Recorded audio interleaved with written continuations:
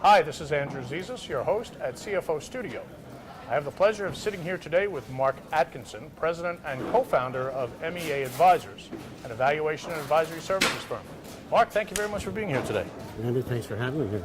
Mark, there's a lot of changes going on in the world of finance and valuation and so on.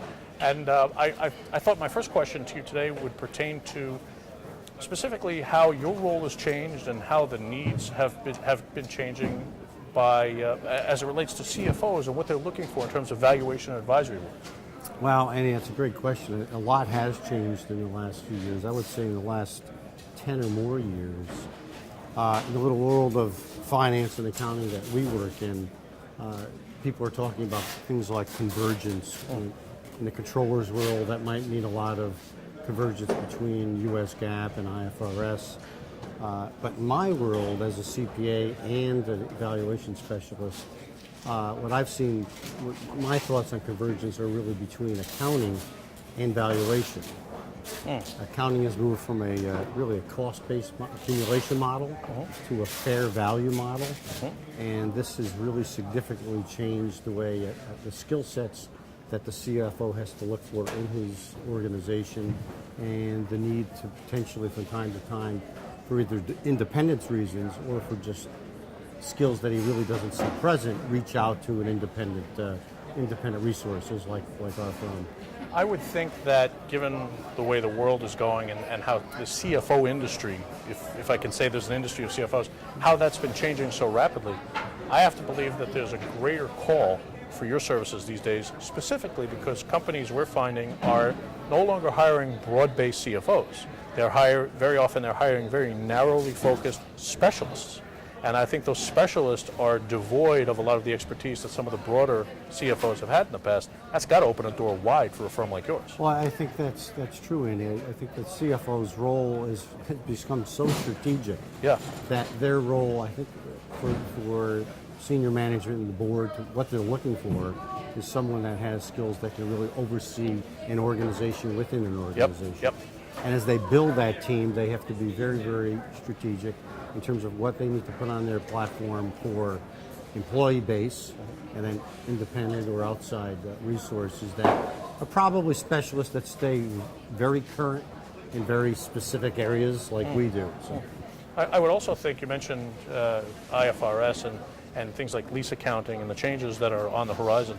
I've got to believe with the convergence away from GAAP, that the demand for your services is probably poised to skyrocket.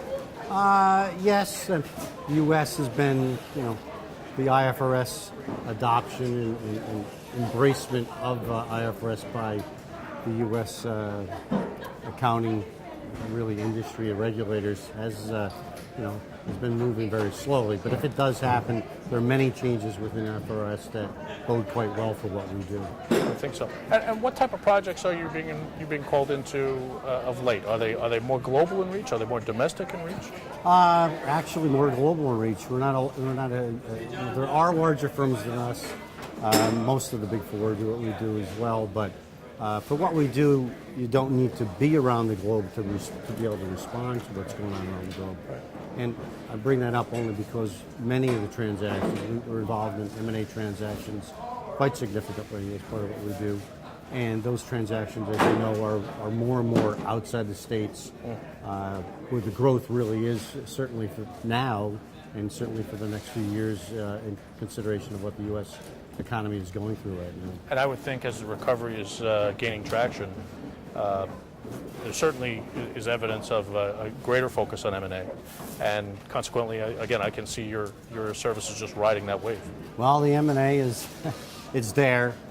Corporations are accumulating cash, and they seem to be doing one of two things: either buying companies or buying back their own shares. Yeah. And so one of those two is a little bit better for what we do than the other, and that is obviously buying companies. And are you seeing more activity where you're being called in on behalf of publicly held companies or privately held companies? Both, actually. Both. Privately held, that might be a portfolio company of a private equity firm, and then publicly held companies just because they seem to be doing so well, as I said earlier, in terms of profitability and having that ability to act very strategically at a time that's probably a good time to buy certain assets. Mark, let me ask you this last question. If we were to leave the viewers, specifically finance executives, with one thought as it relates to the future, the way the economy is taking off, and the importance of proper evaluation, what would you say to them? I think mainly, and this has changed again, credibility is important now, more important than ever. And ever since Sarbanes-Oxley, for what we do, the reviews, the process that's put forth by the accounting firms has become, it's not a challenge to our organization because we've been doing this significantly for the last at least 2 decades now, and at least the members of the team. But the scrutiny has increased quite significantly for the breadth of companies. Previously, technology companies tended to get a little more scrutiny.